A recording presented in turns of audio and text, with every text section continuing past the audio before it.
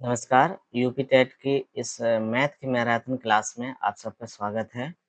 साथियों, इस marathon class में आज हम लोग 1 से लेकर और 250 तक प्रश्नों को हल करेंगे और इसमें मैथ के जितने भी टॉपिक्स हैं सिलेबस में यूपी टेट के, तो वो सारे टॉपिक्स को हम इसमें कवर करेंगे और सारे महत्वपूर्ण इम्पोर्टेंट क्वेश्चन को लेंगे, जिसमें सबसे ज़्यादा संभावना रहेगी उसी प्रकार का प्रश्न आपके पेपर में पूछा जाएगा। चलिए देर न करते हुए शुरुआत करते हैं आज के इस सेशन की। तो देखिए पहला प्रश्न है हमारा, इसलिए योग से संबंधित प्रश्न है, इसको जोड़ेंगे कैसे? तो इसमें 333.33 और दूसरी संख्या दशमलव के नीचे दशमलव लिखेंगे 33.33 और इसके बाद में तीसरी संख्या जो है 3.3 ऐसे लिख लेंगे और इसको ऐड कर लेना है, आपको जोड़ लेना है। तो यहाँ 3 3 6 आ जाएगा, ये 9 हो जाएगा दशमलव, और ये 3 6 9 हो जाएगा, 3 3 6 और ये 3 369.96 यानी कि बी विकल्प जो है आपका सही हो जाएगा। चलिए अगले प्रश्न पे चलते हैं। यहाँ पर देखिए प्रश्न है आपका भाग 5 और भाग, यहाँ क्वेश्चन मार्क लगा, आप एक्स मान लीजिए और ये आपका हो जाएगा। देखिए 4 का इसमें भाग चला जाएगा, 4 का भाग दे दीजिए, 4 दूनी 8, 0 4 1 4 और 0, तो ये आपका कितना आ गया? 2010 आ गया। तो 2010 आ गया, यहाँ पर 2010 लिख लेंगे और इसको आप ऐसे लिख सकते हो 5/x बराबर 2010।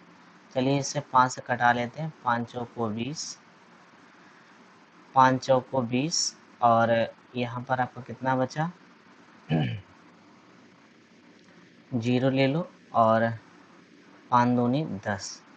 तो इसको जब हम पलटेंगे तो x ऊपर हो जाएगा, तो ये संख्या सामने वाली पलट जाएगी, यानी 1/, हो जाएगा 402। तो यहाँ पर जो आंसर है आपका सी विकल्प जो है आपका सही हो जाएगा। ठीक है, चलिए तीसरा प्रश्न देखिए।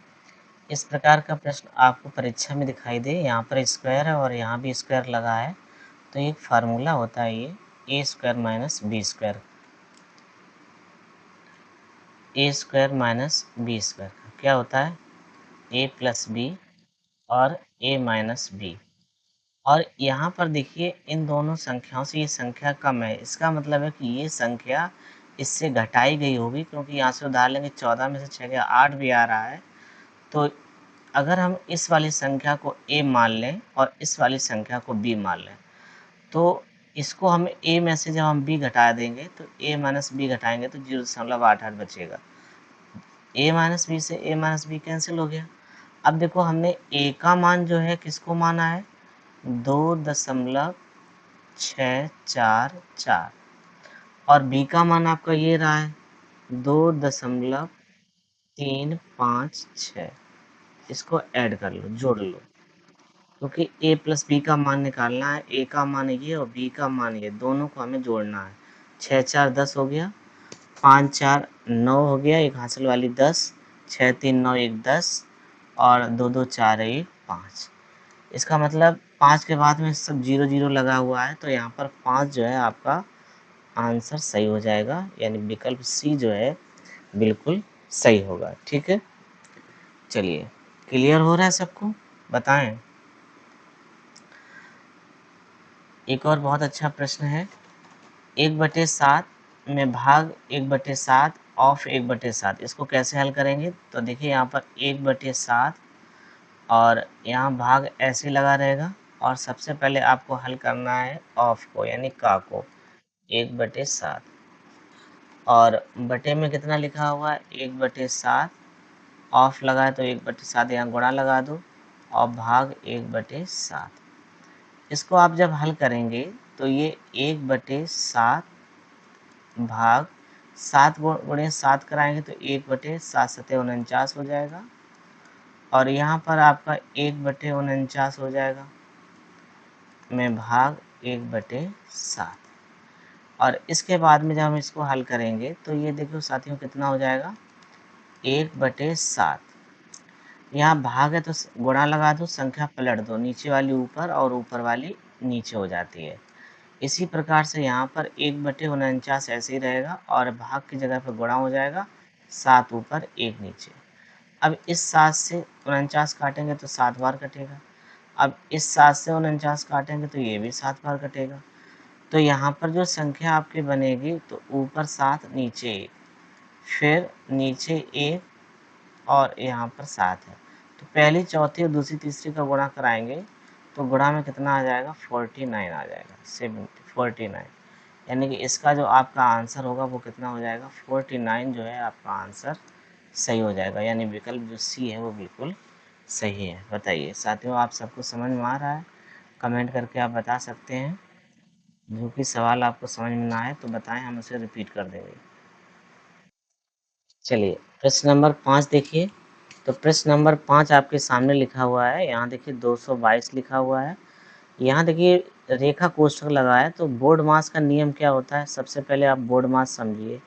बोर्ड मास, तो बी का मतलब यहाँ पर क्या है? ब्रैकेट। बी का मतलब क्या है? ब्रैकेट। और ब्रैकेट साथियों में सबसे पहले रेखा कोष्ठक हल किया जाता है। एक लाइन खींची हुई रेखा कोष्ठक होता है। ये आपका छोटा कोष्ठक हो गया, ये आपका मंझला कोष्ठक हो गया और ये आपका बड़ा कोष्ठक हो गया। ठीक है, ये आपका क्या हो जाएगा? बड़ा कोष्ठक हो जाएगा। चलिए हम इसको नीचे लिख दे रहे हैं यहाँ पर।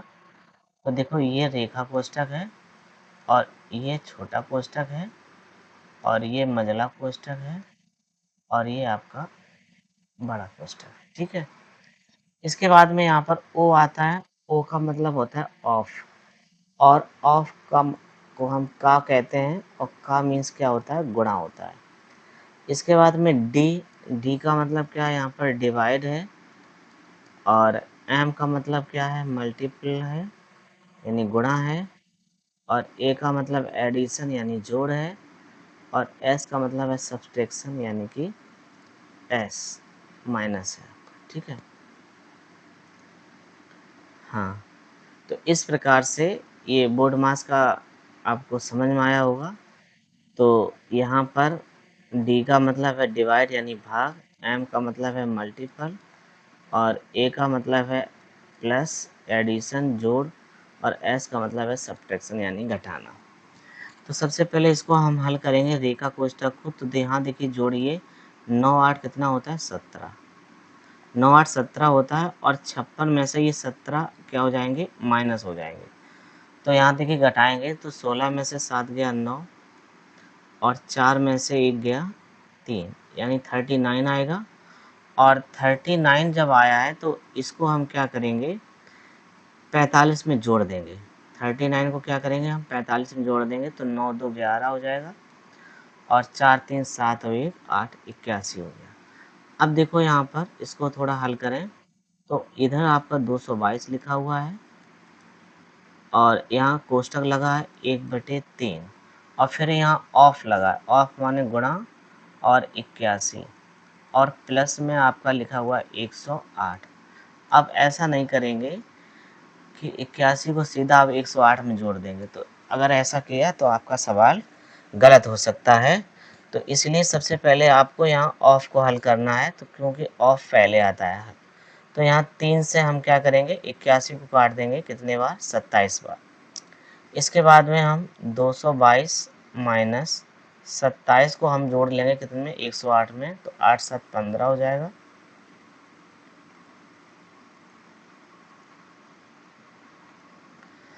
8 7 कितना हो जाएगा? 15 हो जाएगा।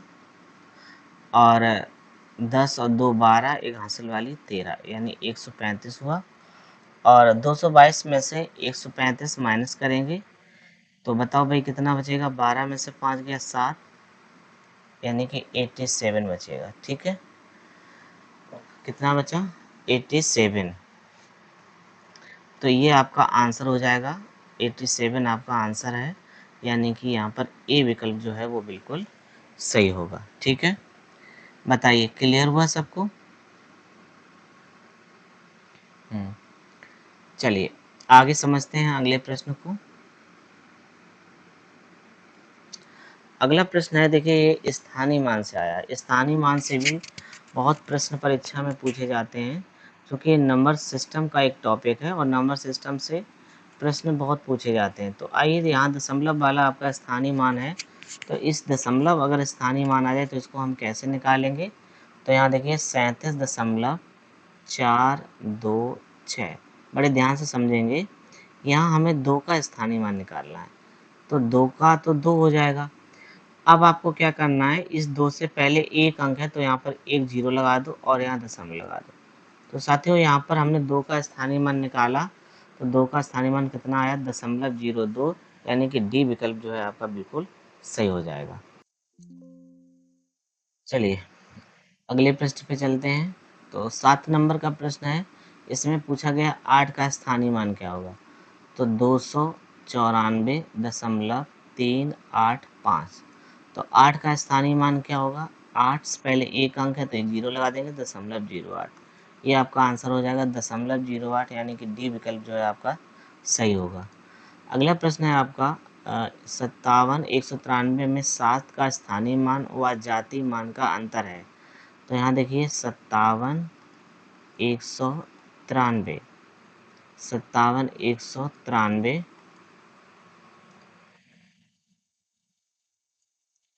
इसमें आपको 7 का स्थानीय मान और जातीय मान का अंतर ज्ञात करना है। तो स्थानीय मान तो यहाँ पर देखिए 7 लिखा हुआ है, ठीक है, और 7 के बाद में कितने अंक है, 3 अंक, तो ये 3 जीरो लग जाएंगे। और जातीय मान जो होता है वो स्वयं वही संख्या होती है। जातीय मान का मतलब क्या है, जो 7 है ये स्वयं की वही संख्या है। तो यहाँ 7 माइनस कर देंगे, तो 10 में से 7 गया, कितना बचा, 3, और यहाँ कितना बचा भाई, यहाँ पर आपका कितना बचा है, 9, यहाँ भी 9 बचा और यहाँ कितना बचा, 6। तो ये आपका आंसर हो जाएगा 6993, यानी कि आपका जो सी विकल्प है वो बिल्कुल सही हो जाएगा, ठीक है। चलिए अगला प्रश्न देखिए, यहाँ लिखा है संख्या 17.4295 में 9 का जातीय और स्थानीय मान में अंतर क्या है। तो यहाँ समझिए इसको, 17.429 और 5। तो 9 का स्थानीय मान आसान है, 9 लिख लो। 9 से पहले जितने अंक हों दशमलव तक, तो उसके आगे जीरो लगा देंगे और इसके बाद जीरो। तो ये 9 का स्थानीय मान आ गया। जातीय मान तो वही संख्या होती है स्वयं 9। अब 9 में से आपको घटाना है कितना, 0.009, ये माइनस करना आपको। तो यहाँ से उधार जाएगा, यहाँ देखिए 10 हो जाएगा, और यहाँ 9, 9, और यहाँ बचेगा आपका 8। तो 10 में से 9 गया, कितना बचा, 1, यहाँ बचा 9 और यहाँ बचा 9 दशमलव, और यहाँ बचा 8। तो 8.991, यानी कि सी विकल्प जो है ये आपका आंसर बिल्कुल सही हो जाएगा, ठीक है, ये आपका आंसर है। चलिए अगले प्रश्न पे चलते हैं। यहाँ देखिए लिखा है कि 0.333 साधारण भिन्न होगी। तो देखिए एक ही संख्या बार बार रिपीट हो रही है, इसका मतलब यहाँ पर पहला विकल्प सही है। यहाँ 1/3 है, यहाँ आप दशमलव लगाएंगे और एक जीरो बढ़ाएंगे, तो 3 का भाग 10 में देंगे, 3 त्रिका 9, फिर एक बचेगी, फिर दशमलव दोबारा नहीं लगाई जाती है, बस जीरो बढ़ा दी जाती है, फिर 10 हो जाएगा, 3 त्रिका 9, फिर एक बचा, फिर 10 हो जाएगा। तो इस प्रकार से ये डॉट डॉट डॉट क्रिया चलती रहेगी। तो ये 1/3 इसका साधारण भिन्न होगा। चलिए आगे चलते हैं अगले प्रश्न पे। अब देखिए प्रश्न नंबर 11 जो है इसको समझिए। देखिए साथियों, इसको कैसे हम हल करेंगे। आवर्ती दशमलव भिन्न है, सबसे पहले आप क्या लिखेंगे, पूरा आप 2136 लिख लेंगे, और उसमें से जिस पे बार नहीं लगा 21, 2.1 मतलब 21 मान लो इसको, तो 21 पे बार नहीं लगा, इसको माइनस कर देंगे, और जितने पे बार लगा उसके लिए 9 हो जाएगा। और यहाँ पर बार नहीं है, जो दशमलव तक एक अंक है, तो इसके लिए क्या हो जाएगा, जीरो, यानी कि जिस पर बार नहीं उसका जीरो, जिस पर बार लगा उसके लिए 9 अंक लिखते हैं। अब आप क्या करेंगे, यहाँ 2136 में से 21 को हम घटा देंगे, तो यहाँ आपका बचेगा कितना, 5, और 3 में से 2 गया 1, और यहाँ बचा 21। 2115/990 बचा। चलिए इसको काटा देते हैं। 45 दूनी 90, 45 दूनी 90, 45 चौको 45 सत्ते, तो यहाँ पर 47/22 आ जाएगा, यानी कि 22। 47/22 ये आ जाएगा। अब 22 का इसमें भाग देंगे तो 22 दूनी कितना होता है 44, और बचा कितना 3 शेष, और बटे 2 22। तो 2 सही 3/22 जो है इसका आंसर होगा। 2 सही 3/22, यानी कि जो बी विकल्प है वो बिल्कुल सही होगा यहाँ पर। ठीक है, चलिए अगला प्रश्न है कि दो संख्याएं जिसका रेशियो दिया है 6:11। तो ये 6:11 की दो संख्याएं हैं। इसमें से आप एक संख्या को 6x मान लो और दूसरे को 11x मान लो। इसका आपको मासा ज्ञात करना है। तो आपने एक सूत्र पढ़ा होगा, लासा गुणे मासा बराबर पहली संख्या गुणे दूसरी संख्या।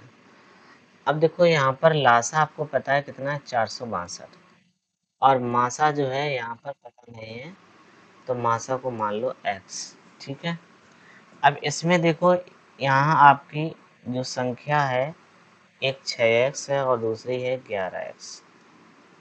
चलो इसे 6 से x कट जाएगा, 6 से काटेंगे 6 सत्ते 42, 4 बचेगा, फिर 6 सत्ते 42 हो जाएगा। और फिर आप 11 से इसको कटा देंगे, 11 7 77, यानी x का मान जो आएगा वो कितना आएगा 7 आ जाएगा। तो ये आपका साथियों आंसर सही हो जाएगा। ठीक है, ये आपका आंसर है, यानी कि 7। इसमें मासा पूछा गया है तो मासा कितना हो जाएगा 7 हो जाएगा। चलिए अगला प्रश्न है बहुत ही अच्छा। यदि 65 और 117 का मासा 65 माइनस 117 के रूप में है, दर्शाने योग्य हो, तो m का मान क्या होगा।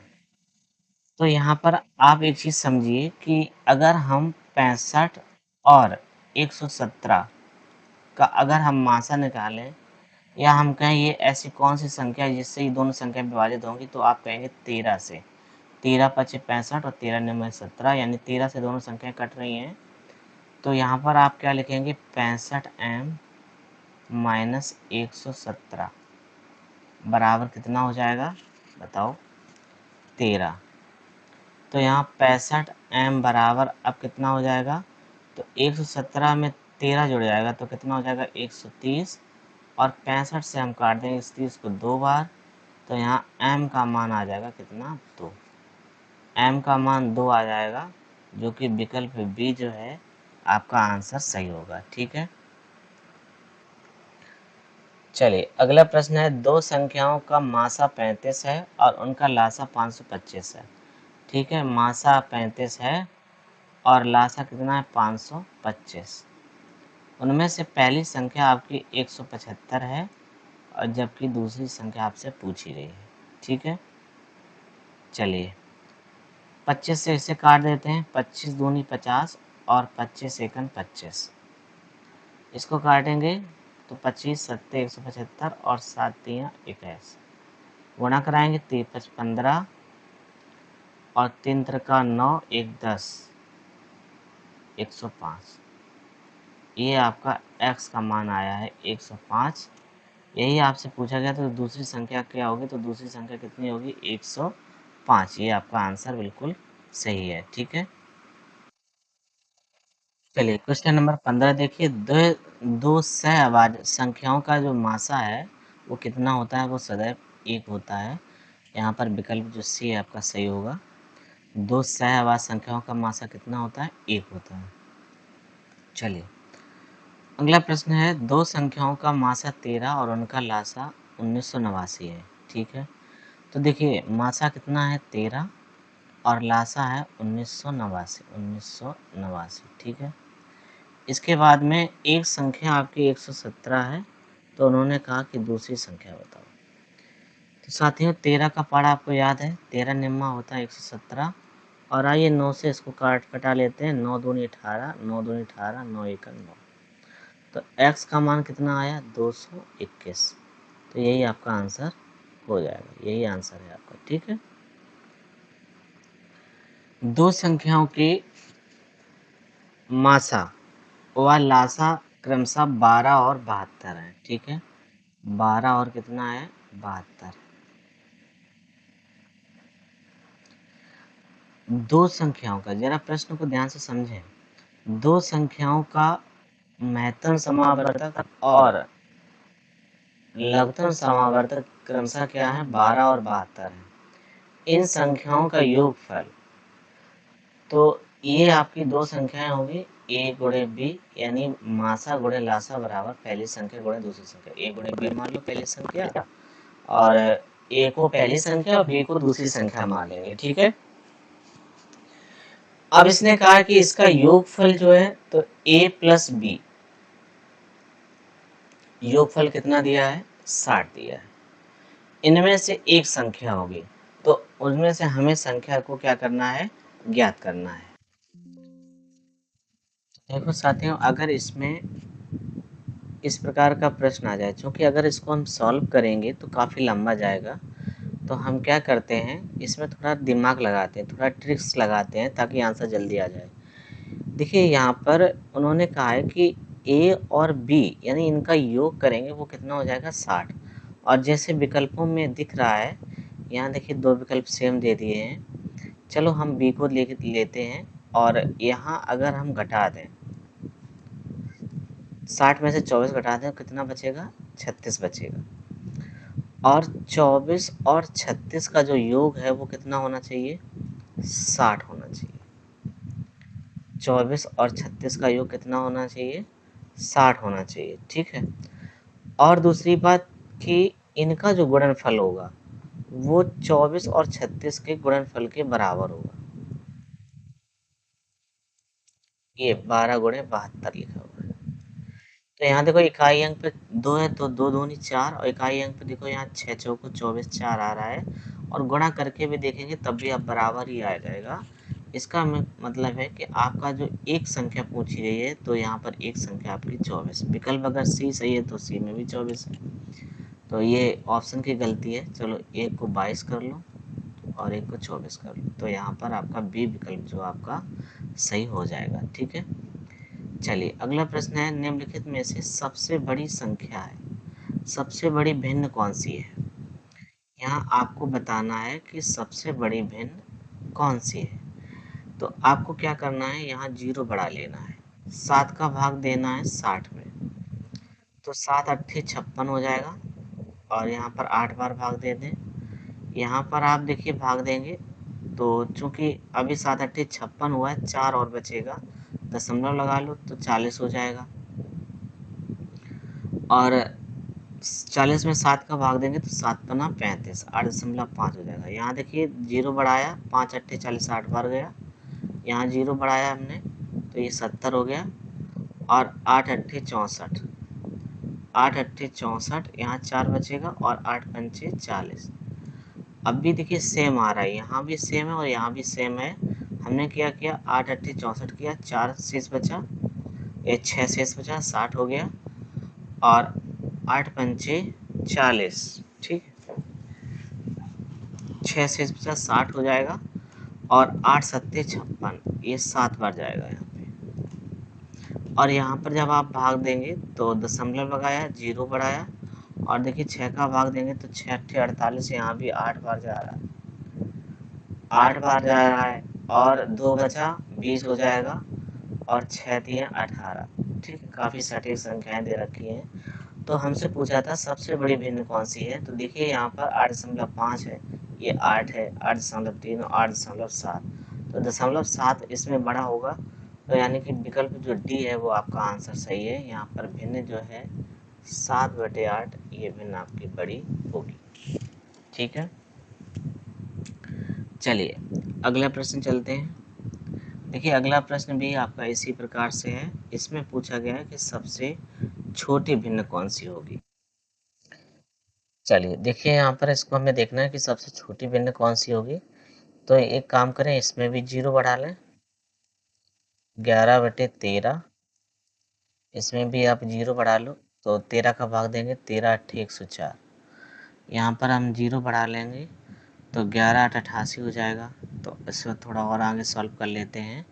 13×8 = 104, 6 बचेगा, 60 हो जाएगा और 13×4 = 52 हो जाएगा। यहाँ पर 11×8 = 88 हम करेंगे तो 2 बचेगा, 20 हो जाएगा और 11×1 = 11। यहाँ देखिए आपका कितना है, 4 का भाग देंगे 30 में तो 4×7 = 28.7 यानी कि 7 आ जाएगा। और यहाँ पर भाग देंगे 50 में तो 7×6 = 42, 7×8 = 56 ज़्यादा हो जाएगा, 7×6 = 42। तो यहाँ देखिए 7 बार जा रहा है भाग, यहाँ पर 6 बार गया है, यहाँ 8.4 बार और यहाँ 8.1 बार। तो यहाँ पर जो आंसर होगा वो आपका डी विकल्प सही हो जाएगा, 5/7। ठीक है, क्योंकि भाग लगाने पे 7 का भाग आप 50 में देंगे तो 7×6 = 42, 6 बार जाएगा। यहाँ पर 30 हो जाएगा, 4×7 = 28.7 ज़्यादा बड़ा होगा। ठीक है, तो यहाँ पर डी विकल्प जो है आपका सही माना जाएगा। चलिए अगला प्रश्न है आपका प्रश्न नंबर 20। आइए इसको कैसे हल करते हैं। तो इसको हम क्या करेंगे, इसको हम, यहाँ कुछ नहीं लिखा है, तो इसको हम हल करते हैं। 2 = x प्लस यहाँ 1 और 1 प्लस और फिर आपका 1 लिखा है, फिर बटे में, तो यहाँ 4×3 = 12 और ये कितना हो जाएगा 13 और 13 बटे हो जाएगा 4। ठीक है, 4 चला जाएगा ऊपर तो ये 2 = x प्लस 1/1 प्लस ये 4 चला जाएगा साथियों, ऊपर चला जाएगा तो ये आपका हो जाएगा 4/13। तो 2 = x प्लस, यहाँ हल करेंगे इसको, 1/13 = 13 में 4 जोड़ेंगे तो 17, 17/13 हो जाएगा। अब 13 चला जाएगा ऊपर तो यहाँ पर कितना हो जाएगा, 2 = x प्लस 13/17। अब हम क्या करेंगे, इसका अदर पक्षांतर कर देंगे। तो पक्षांतर करेंगे तो 2 - 13/17 बराबर x।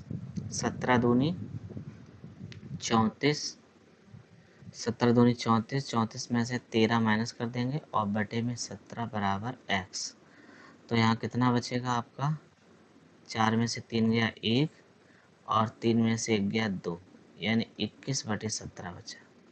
और ये आपका x का मान है 21/17, यानी बी विकल्प जो है वो आपका आंसर सही हो जाएगा। ठीक है, सबसे पहले क्या किया, इस सही बटे भिन्न को हमने हल किया, 3 से 1/4 को, 4×3 = 12, 1 13/4 हो गया। और यहाँ देखिए 1/3 का गुणा होगा तो नीचे वाला जो है ऊपर गुणा हो जाएगा, 4 का गुणा 1 में, तो 4 का गुणा 1 में करेंगे तो संख्या पलट जाएगी, 4 ऊपर फिर ये वाला 13 नीचे हो जाएगा। अब 13 का गुणा 1 में करेंगे, 13×1 = 13 में 4 जोड़ेंगे तो 17 हो जाएगा। तो यहाँ पर देखिए 1 ऊपर लिखा हुआ, 1/17/13 हो जाएगा। अब नीचे वाली संख्या फिर ऊपर चली जाएगी तो 13/17 हो जाएगा। इसका इधर पक्षांतर करेंगे तो 2 में से 13/17 घटाएंगे तो कितना आ जाएगा, 21/17 आ जाएगा। ये आपका आंसर जो है बिल्कुल सही हो जाएगा। ठीक है, चलिए अगले प्रश्न में चलते हैं। चलिए ये भी प्रश्न आपका इसी प्रकार का है, तो इसको हम हल करेंगे। 1/3 - 1 बटे, देखो 7 दूनी 14, 14 में से 1 कम कर दो, कितना बचा 13/7। अब ये 7 चला जाएगा ऊपर तो यहाँ पर कितना हो जाएगा, 17/13, 7 सॉरी 7 है, 7/13।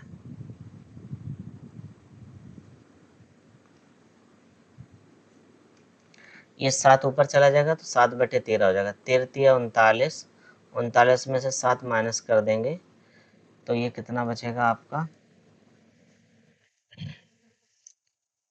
13×3 = 39, 39 में से 7 माइनस कर दो तो कितना बचेगा आपका 32 और बटे में 13। अब ये 13 चला जाएगा ऊपर तो कितना हो जाएगा 13/32। 13/32 बताओ कहाँ पर है ऑप्शन में, ए विकल्प में है 13/32। तो ये आपका आंसर जो होगा बिल्कुल सही हो जाएगा। ठीक है, चलिए अगले प्रश्न पे चलते हैं। यहाँ पर देखो क्या लिखा है कि भिन्न 4/7 का कौन सा भाग यानी कि 4/7 का xवां भाग उसी संख्या में जोड़ा जाए तो योगफल 1 सही 1/14, मतलब 14 एक 15/14। तो 15/14 जो है ये लिख लिया हमने। तो यहाँ पर देखिए 4/7 बराबर, यहाँ 15/14 में से 4/7 माइनस कर दें तो यहाँ 2 से ऊपर नीचे गुणा हो जाएगा। 4/7 बराबर 15 में से देखो 4 दूनी 8 हो जाएगा, 15 में से 8 का कितना बचा 7, 7/14 काट दो इसे, 7 दूनी 14। और अब आपका कितना बचा है, तो यहाँ पर x का मान कितना आ जाएगा, ये नीचे आ जाएगा। ठीक है, तो ये 7/4 दूनी कितना हो जाएगा 8। ये जो 4 है ये नीचे हो जाएगा, इसमें गुणा 4 दूनी 8, 7/8 जो है ये आपका आंसर सही है, यानी कि बी विकल्प जो है आपका आंसर बिल्कुल सही होगा। ठीक है, चलिए अगले प्रश्न में चलते हैं। लिखा है कि 3/5 तथा 7/3 व्युत्क्रमों का योग का व्युत्क्रम ज्ञात कीजिए। तो इनके व्युत्क्रमों का योग पूछा है, तो इसको आइए कैसे हल करते हैं देखते हैं। इनका पहले व्युत्क्रम कर दो, 5 ऊपर कर दो 3 नीचे कर दो, प्लस इसमें 3 ऊपर और 7 नीचे। ठीक है, इसे हल करेंगे तो 7 पंचे 35 हो जाएगा और 3 त्रिका 9 और 7 तियां 21 नीचे हो जाएगा। तो ये आपका कितना हो जाएगा 44/21। और फिर इसका व्युत्क्रम पूछा है, यानी कि 21/44 कितना हो जाएगा 21/44, यानी जो सी विकल्प है वो आपका आंसर बिल्कुल सही हो जाएगा। ठीक है, चलिए अगले प्रश्न में चलते हैं। अगला प्रश्न है आपका 24 नंबर। 12 के दो गुर्जों का जो लासा है वो 1056 है।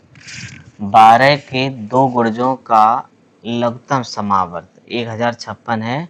यदि इनमें से एक संख्या 132 हो तो दूसरी संख्या बताना है आपको। ठीक है, चलिए अच्छी बात है। तो इसमें से एक संख्या 132 है तो दूसरी संख्या x मान लो, बराबर इनका लासा कितना 1056 है। ठीक है,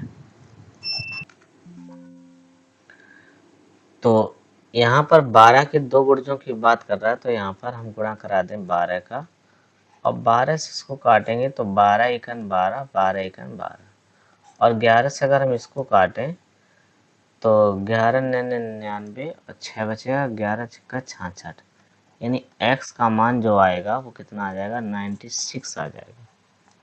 96 जो डी विकल्प है आपका आंसर सही होगा। ठीक है, चलिए अगला क्वेश्चन देखिए 25 नंबर।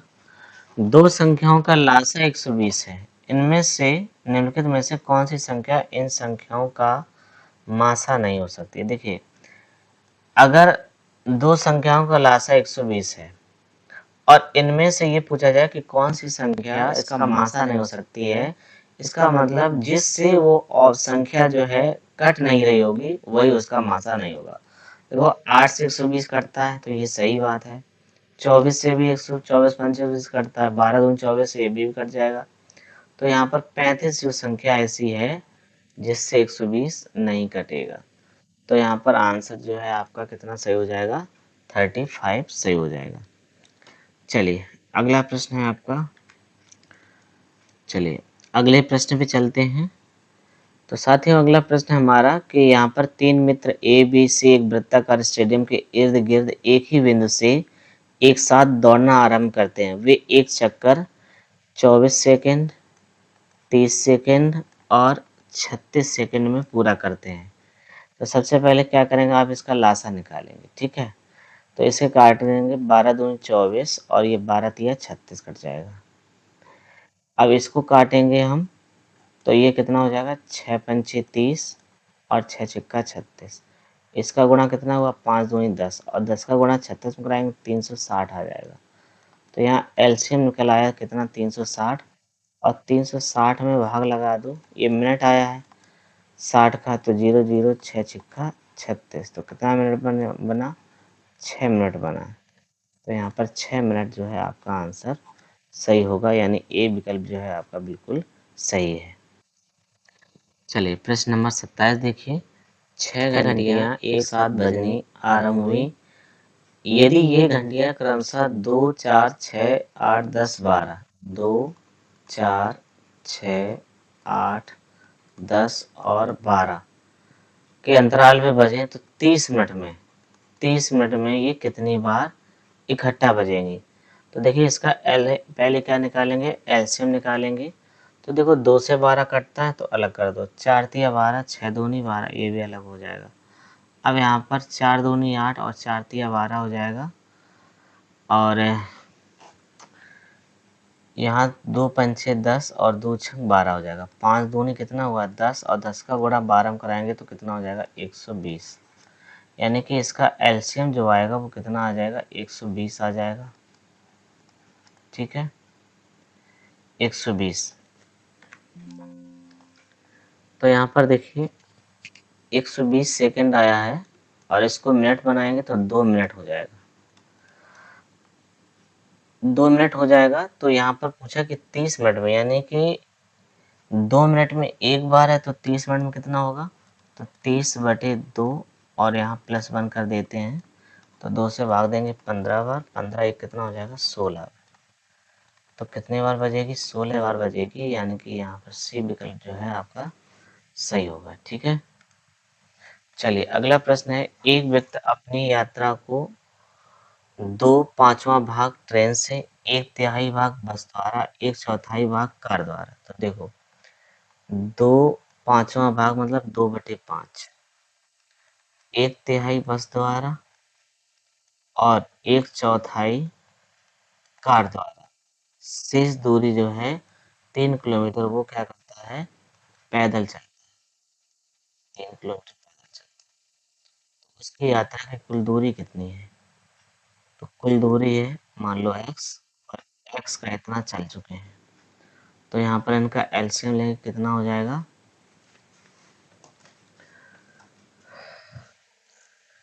ठीक है 60 एलसीएम हो जाएगा।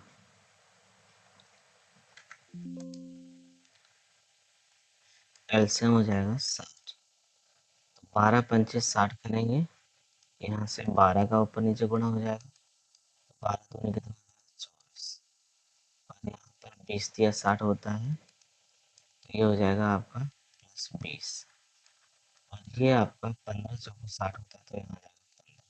ठीक है, और बराबर में कितना है आपका 3 किलोमीटर। ठीक,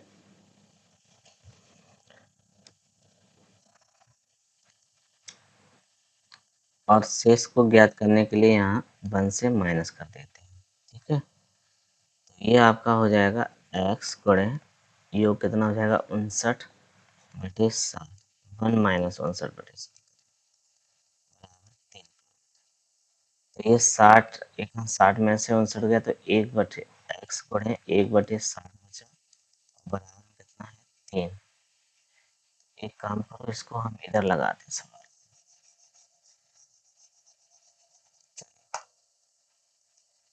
यहाँ देखिए x गुणे, इसको हम एलसीएम लेके हमने इतना हल कर लिया।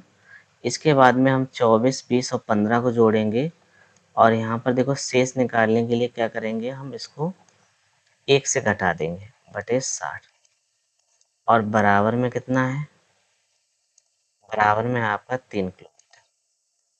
x गुणे 1/60 बराबर 3, x बराबर कितना हो जाएगा 6×3 = 18, 180। तो यहाँ पर जो आपका आंसर सही होगा वो कितना हो जाएगा 180, यानी डी विकल्प जो है वो सही हो जाएगा। बिल्कुल आसान प्रश्न है। देखिए 2/5वां भाग, 1/3 भाग और 1/4 भाग, इन तीनों को जोड़ के, ठीक है, और इसको 1 से घटा देंगे। घटाने के बाद जो मान आए और उसका क्या करेंगे 3 में गुणा करा देंगे, आंसर। चलिए अगला प्रश्न है आपका। यदि एक संख्या से 1/2 घटाया जाए, तत्पश्चात 1/2 से गुणा कर दिया जाए। एक संख्या है, इससे 1/2 घटाया गया, और फिर क्या किया तत्पश्चात 1/2 से गुणा किया जाता है। तो संख्या जो है 1/8 में बदल जाती है। ये जो संख्या 1/8 में बदल जाती है,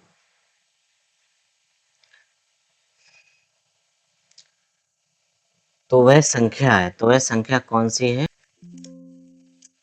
तो यहाँ पर आप इसे x बना, ठीक है। चलिए, तो इसका आइए इसमें गुणा करा लेते हैं। तो ये आपका x/2 माइनस माइनस 1/4 बराबर 1/8। x/2 बराबर 1/8 प्लस 1/4। यहाँ 2 से ऊपर नीचे गुणा करा दें। तो ये आपका x बराबर x/2 बराबर कितना हो जाएगा? 2 1 3, 3/8। और 2 से ये 8 काट देंगे 4 बार। तो यहाँ पर x का मान कितना आ जाएगा आपका? 3/4। x का मान 3/4, यानी यहाँ पर ए विकल्प जो है वो आपका आंसर बिल्कुल सही होगा, ठीक है। ए विकल्प जो है आपका आंसर जो है बिल्कुल सही हो जाएगा। बताइए, क्लियर हुआ यहाँ तक? हाँ, चलिए अगले प्रश्न पे चलते हैं। लिखा है सभी अंकों 0 4 5 और 7 को लेकर एक बार प्रयोग करके बनाएगी सबसे बड़ी संख्या। तो 7 5 4 0 ये सबसे बड़ी संख्या, और सबसे छोटी संख्या 4 0 5 और 7 ये होगी। इसका अंतर पूछा गया है। 10 में से 7 गया 3, 13 में से 5 गया 8, 4 और 7 में से 4 गया 3, यानी 34 83। 34 83 जो है यहाँ पर ए विकल्प जो है आपका आंसर बिल्कुल सही हो जाएगा, ठीक है। चलिए अगले प्रश्न पे चलते हैं। चलिए अगले प्रश्न पे चलते हैं। तो अगला प्रश्न है हमारा कि 6 अंकों की सबसे छोटी तथा 5 अंकों की सबसे बड़ी संख्या का अंतर क्या होगा? तो 6 अंकों की सबसे छोटी संख्या ये आपकी हो गई है, ठीक है। और 5 अंकों की सबसे बड़ी संख्या, इसका अंतर कितना होगा? 1 होगा। बाकी जगह आपका क्या हो जाएगा? 0 हो जाएगा, ठीक है। एक जो है विकल्प ए जो है आपका आंसर बिल्कुल सही होगा। चलिए अगला प्रश्न है आपका √45 और प्लस √63 बटे √5 और प्लस √7। देखो इसको हल करने का तरीका क्या है? नीचे जो √5 और √7 लिखा है, तो इसके ऐसे गुणनखंड करेंगे जिसमें आपका एक 5 हो और दूसरा कोई दूसरा गुणनखंड हो। तो 5 निम 45, ऐसे इसको गुणनखंड करेंगे तो 7 निम 63 बटे √5 प्लस √7। अब देखो वहाँ पर रूट में 9 है तो ये बाहर निकल जाएगा, तो 3 आ जाएगा, 3 √5 हो जाएगा। और यहाँ पर 3 बाहर आ जाएगा, 3 √7 हो जाएगा बटे √5 प्लस √7। अब यहाँ पर देखो 3 कॉमन ले लो, तो √5 प्लस √7 बटे √5 प्लस √7। तो ये कैंसिल हो जाएगा, तो बचेगा कितना आपका? 3 बचा। तो 3 आपका आंसर सही हो जाएगा, यानी ए विकल्प जो है आंसर बिल्कुल सही होगा। अगला प्रश्न देखिए है यहाँ पर 7 की पावर 3x माइनस 57 बराबर कितना लिखा है? 1। अब हम इसको कैसे हल करेंगे? तो 7 की पावर 3x माइनस 57, एक को आप क्या लिख सकते हैं? 7 की पावर 0 लिख सकते हैं। तो यहाँ पर 3x माइनस 57 बराबर 0 हो जाएगा। तो 3x बराबर कितना हो जाएगा? 57 हो जाएगा। 3 से भाग देंगे तो 19 बार जाएगा, यानी x का मान कितना आ जाएगा? 19। x का मान 19 आ जाएगा। तो ये आपका आंसर जो है सी विकल्प सही हो जाएगा, ठीक है। चलिए अगला प्रश्न है आपका 1/20 12 प्लस 1/20 प्लस 1/30 और प्लस 1/42 और प्लस 1/56। इसके दो गुणनखंड ऐसे करेंगे कि इनके बीच अंतर 1 का हो, जैसे 3 चौके 12। इसके 20 को आप 4 पंचे 20 लिख लें। फिर आप 30 को 5 छक्का 30 लिख लें। फिर आप 42 को 6 सत्ते 42 लिख लें। और 56 को फिर आप 7 अट्ठे 56 लिख लें। ठीक, इसके बाद में अब कैसे हम हल करेंगे इसको, तो देखो यहाँ पर 1/3 माइनस इसको हम 1/4 ऐसे लिख सकते हैं। 1/4 minus 1/5 plus 1/5 minus 1/6 plus 1/6 minus 1/7 और प्लस 1/7 माइनस 1/8। तो यहाँ देखो साथियों, 1/4 1/4 से कटा, 1/5 1/5 से 6 ये कट गया, ये भी कट गया। आपका शेष कितना बचा, 1/3 माइनस 1/8। इसको एलसीएम लेकर सॉल्व करते हैं तो यहाँ पर 8 एकन 8 माइनस 3/8 दिया 24। 8 में से 3 गया 5/24। तो 5/24 जो है यानी बी विकल्प जो है आपका आंसर बिल्कुल सही हो जाएगा। ठीक है, बी विकल्प जो है आपका आंसर बिल्कुल सही हो जाएगा। तो ये आपका आंसर है।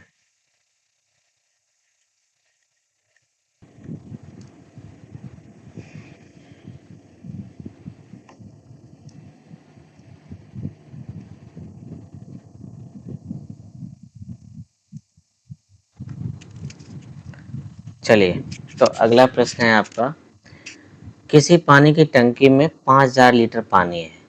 पानी का 3/5 भाग एक गांव में बांटा गया। अब देखो 5000 का प्रश्न को कैसे हल करेंगे। यहाँ पर 5000 लिखा है, ठीक है, 3/5 भाग एक गांव में बांटा गया, तो शेष कितना रह गया होगा। तो एक में से 3/5 घटा दो, कितना बचा 2/5। यहाँ लिख लो 2/5। ठीक है, इसके बाद में आगे उसने कहा है कि शेष का 2/5 भाग दूसरे गांव में दे दिया। अब एक में से 2/5 भाग घटा देंगे तो कितना बचेगा, 3/5 भाग बचेगा। तो यहाँ पर लिख दो 3/5। 5×5 = 25। 25 से इससे 5 से काट दो, ये 1000 बार। फिर 5 से काट दो जब 200 बार। अब कितना आया आपका 200 गुणे 3 दूनी 6 और 6 दूनी कितना है 1200। तो पानी की कितनी मात्रा शेष बची है, 1200 लीटर। यहाँ पर ए विकल्प जो है आपका आंसर सही होगा। चलिए अगला प्रश्न देखिए, यदि किसी संख्या में से 33 घटाया जाता है तो उसका मान संख्या के 5/8 के बराबर हो जाता है। कोई संख्या x है और उससे 33 घटाया जाता है तो उसका मान जो है x का 5/8 के बराबर हो जाएगा, ये कह रहे हैं। तो x माइनस 5x/8 बराबर कितना हो जाएगा 33। 8 में से 5 गया, कितना बचा 3x बराबर 33। 3 से काट देंगे, 11 दिया, 3 से 11 बार। तो x बराबर कितना आया 11।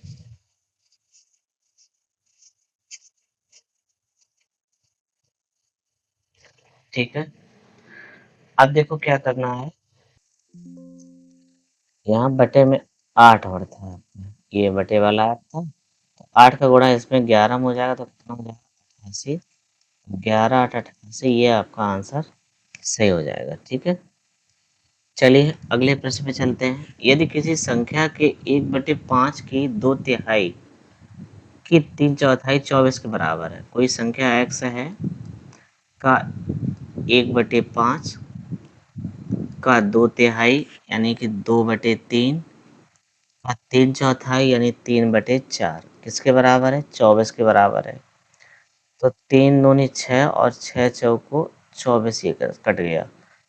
इस बराबर कितना हो जाएगा आपका 5 गुणे 3, इसका गुणा इधर होगा और गुणे 4 और फिर गुणे 4 ये हो जाएगा।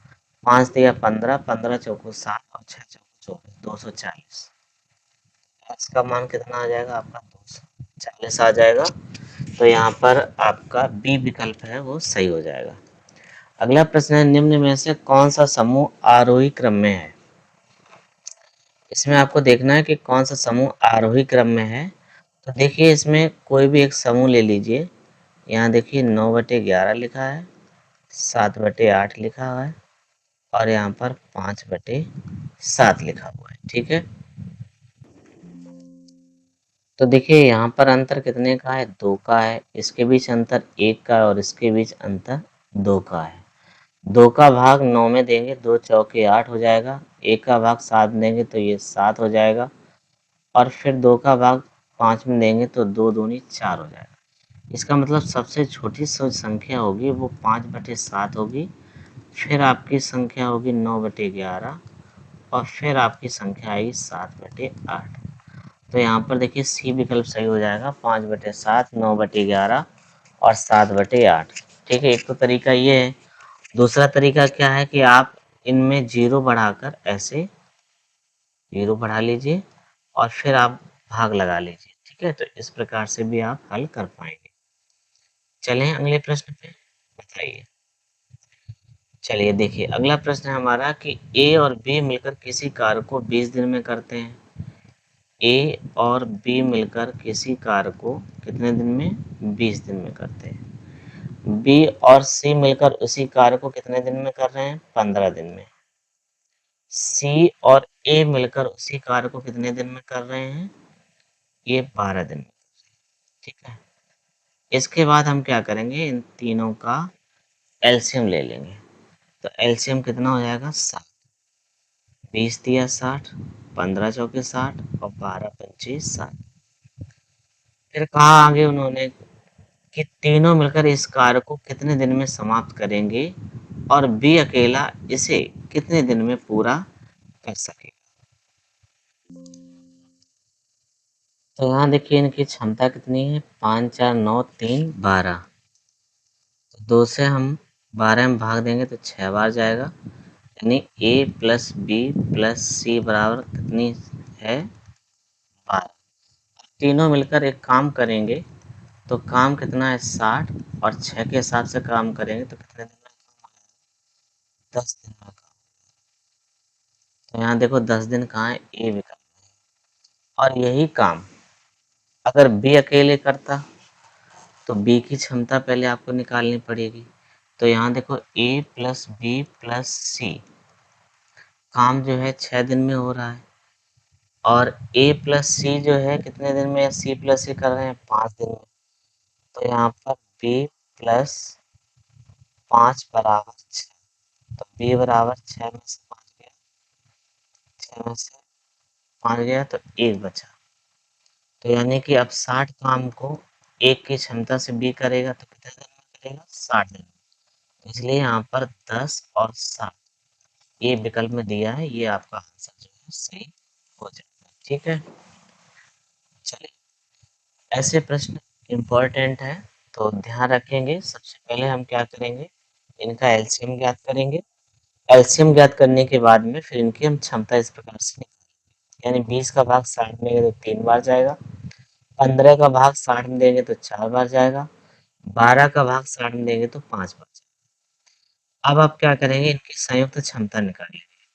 तो इसको जोड़ेंगे, चूंकि ए 2 बार है, बी 2 बार है, सी 2 बार, तो 2 बार होने की वजह से हमने क्या किया, 2 को ले लिया कॉमन और यहाँ ए प्लस बी प्लस सी बराबर और यहाँ जोड़ लिया 5 4 9 9 3 12 जोड़ के ये लिखा है। 2 का भाग 12 में देंगे तो 6 बार जाएगा। यहाँ ए प्लस बी प्लस सी की क्षमता आई है 6। अब इस 6 का भाग कुल काम कितना है हमारा, ये टोटल वर्क है, ये टोटल आपका वर्क है। तो टोटल वर्क 60 में 6 का भाग देंगे तो ये काम तीनों मिलकर करेंगे, ए धन बी धन सी।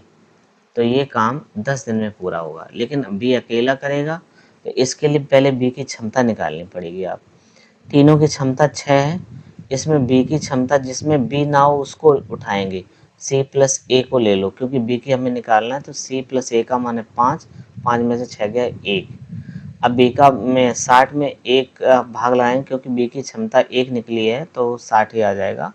तो ये आपका आंसर सही हो जाएगा। ठीक है, चलिए अगला प्रश्न इसी टाइप का है। यहाँ देखिए ए प्लस बी किसी कार्य को 10 दिन में करते हैं, बी प्लस सी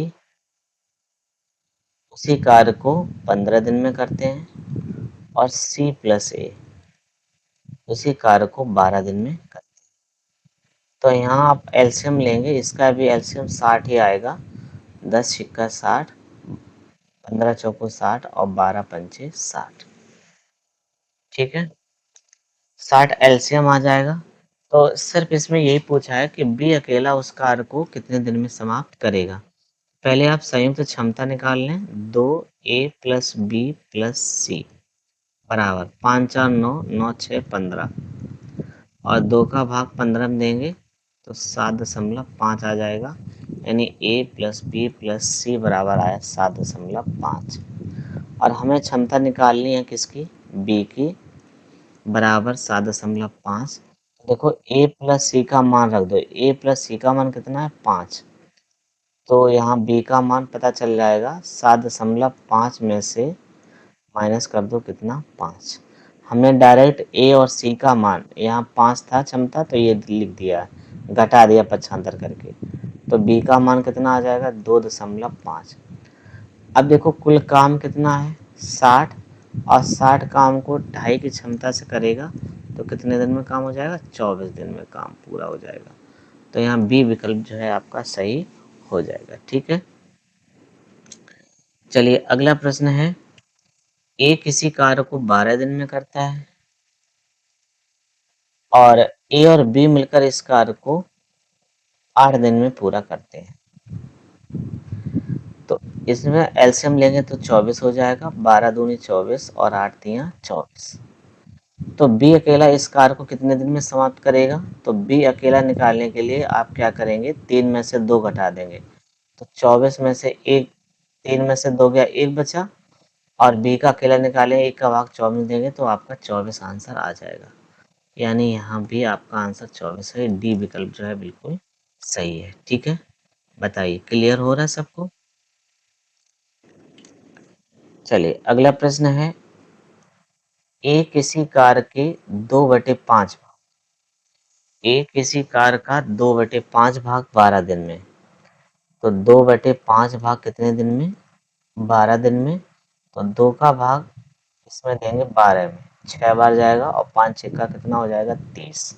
तो ये 30 दिन निकल के आएगा। इसी प्रकार से बी इसी काम का 3/4 भाग कितने दिन में, 15 दिन में। तो 3 15 हो जाएगा और 4 पंचे 20। अब इन दोनों का एलसीएम लेंगे कितना हो जाएगा, 600 एलसीएम हो जाएगा। ठीक है, 600 बजाय 60 कर लीजिए। ठीक है, एलसीएम कितना कर लो 60। तो 60 एलसीएम जब करोगे तो 30 दूनी हो जाएगा 60 और 20 दिया हो जाएगा 60। अब उन्होंने कहा कि दोनों मिलकर इस कार्य को कितने दिन में समाप्त करेंगे। तो ए प्लस बी मिलकर कितने दिन में समाप्त करेंगे, 60 बटे दोनों की क्षमता कितनी है, 3 और 2 5। 5 से भाग देंगे तो 12 बार जाएगा, तो 12 दिन में काम समाप्त होगा। यानी ए विकल्प जो है आपका बिल्कुल सही हो जाएगा। ठीक है, चलिए अगले प्रश्न पे चलते हैं। लिखा है कि एक ही कार की क्षमता 20 से दोगुनी है। एक ही कार की क्षमता जो है वो 20 से कितनी गुनी है, दोगुनी है। भी 1 गुना मान लो, इसको मान लो 2। ठीक, इसके बाद में उसने कहा है कि किसी कार्य को पूरा करने के लिए ए बी से 10 दिन कम लगाता है। ए जो है बी से 10 दिन कम लगाता है, यहाँ कितना कम है, एक। एक बराबर किसके हो जाएगा, 10 के। ए बराबर किसके हो जाएगा, 10 के हो जाएगा। तो 10 का गुणा यहाँ कराएंगे तो ये कितना हो जाएगा 20। 10 का गुणा यहाँ कराएंगे तो ये कितना हो जाएगा 10। अब देखो भाई कैसे हल करेंगे, 10 गुणे 20 बटे 10 प्लस 20। तो ये कितना हो जाएगा 200 और नीचे कितना हो जाएगा 30। 0 0 कैंसिल हो जाएगा, 3 का भाग लगाएंगे, 3 छंग 18, 2 बचेगा बटे 3। 6 से ही 2/3, 6 सही 2/3, यानी डी विकल्प जो है आपका आंसर होगा। ठीक है, चलिए अगले प्रश्न पे चलते हैं। लिखा है किसी टंकी में 350 लीटर पानी भरा है। किसी टंकी में कितना पानी भरा है? 350 लीटर पानी भरा है। यदि टंकी का 3/5 भाग खाली हो तो पूरी टंकी भरने के लिए कितने मीटर पानी और डालना पड़ेगा? तो देखो भाई, टंकी में जो पानी है वो 350 लीटर पानी है और 3/10 भाग खाली है, तो भरा कितना होगा? तो यहाँ भरा भाग जो है, एक में से 3/10 घटा, तो यहाँ 7/10 भाग भरा है। ये किसके बराबर हो जाएगा? 350। 7 से काटेंगे, 7×5 = 35, 50 बार। एक बराबर कितना आ जाएगा? 50 × 10, यानी कि कितना हो जाएगा? 500। ठीक है, तो 500 में से 300 भरा था, 350 भरा था, तो खाली कितना रह जाएगा? 150। यानी 150 लीटर जो पानी है वो हमें और डालना है। 150 लीटर पानी और डालना है तो टंकी पूरी आपकी भर जाएगी। तो यहाँ आपका ए विकल्प जो है वो सही हो जाएगा। अगला प्रश्न है आपका, यदि एक आदमी किसी काम को एक दिन में पूरा कर सकता तो 5 आदमी मिलकर इससे 5 गुने काम को कितने समय में? एक समय मान लो ये 1 गुना काम है, ये 5 गुना काम है, तो ये 5 से 5 कैंसिल हो गया, तो x बराबर कितना आया? 1 दिन। तो यहाँ आपका आंसर हो जाएगा 1 दिन। ठीक है,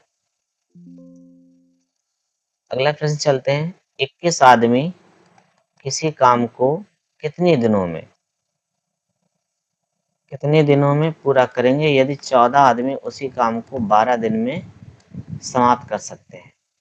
7 दूनी 14, 7 तिया 21, 3 चौको 12, तो D1 बराबर कितना आ जाएगा आपका? 4 दूनी 8। तो यहाँ बी विकल्प जो है आपका बिल्कुल सही हो जाएगा। ठीक है, इसके लिए सूत्र यूज होता है M1 D1 H1 बटे W1 बराबर M2 D2 H2 बटे W2। ये प्रमुख फार्मूला है और इसमें जो दिया जाए उतना ही यूज कर लो। जैसे इसमें दिया है मनुष्य, एम दिए, एम का मतलब है मनुष्य या मैन, डी का मतलब है डे, एच का मतलब है घंटे, आवर।